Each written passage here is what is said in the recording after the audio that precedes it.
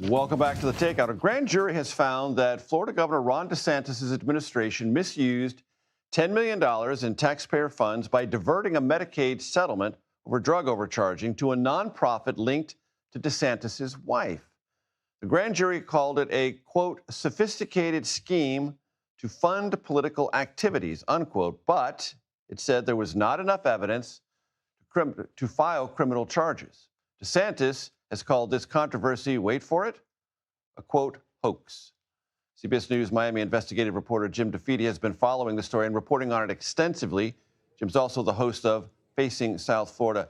All right, Jim, Republicans have been trying to keep this story under wraps for months. That's point one. Point two, grand jury reports are typically not aired publicly. You have done the work to do that. Explain how this story has transpired and the reporting you've done to bring it to light. Yeah, as you mentioned in your open, the idea was that the state of Florida was owed $67 million for overbilling for basically child prescription drugs. And the company was willing, that did the overbilling, said, we owe the state of Florida $67 million.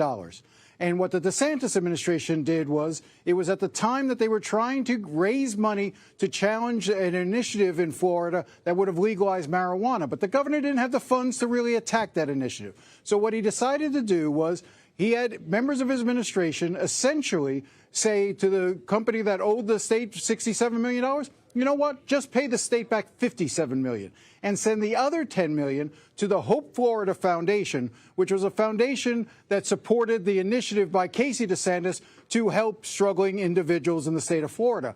But the money only stayed in the Hope Florida Foundation bank accounts for no more than 24 days. It was immediately then sent to two other groups, and from there it ended up in a political action committee controlled by the governor's chief of staff at the time, the current attorney general in Florida, and $7 million of that money ended up in the bank accounts of the Florida Republican Party.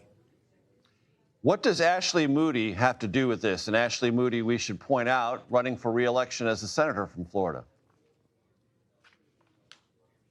So at the time that this settlement was being dealt with and approved, Ashley Moody's office as Attorney General had to sign off on it. And her chief deputy was aware of some of the issues surrounding whether or not this diversion was appropriate.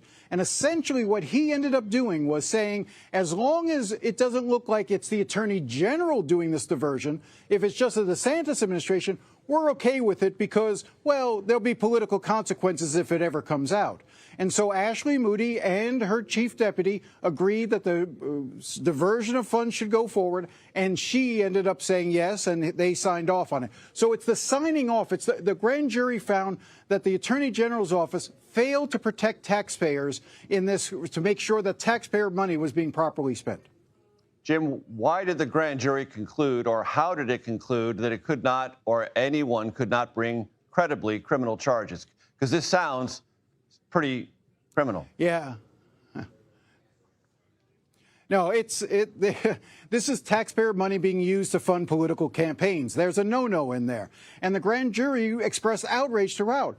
But what the grand jury also said was that all the witnesses they called, they had selective memory. They couldn't quite remember who decided that this was a good idea to divert the money. They said that there were conflicting accounts, and so therefore they couldn't bring anything. Now, Democrats have been criticizing that and saying that clearly, since when does a grand jury need somebody to confess before they bring charges? There were clearly elements here that would relate to conspiracy and other issues.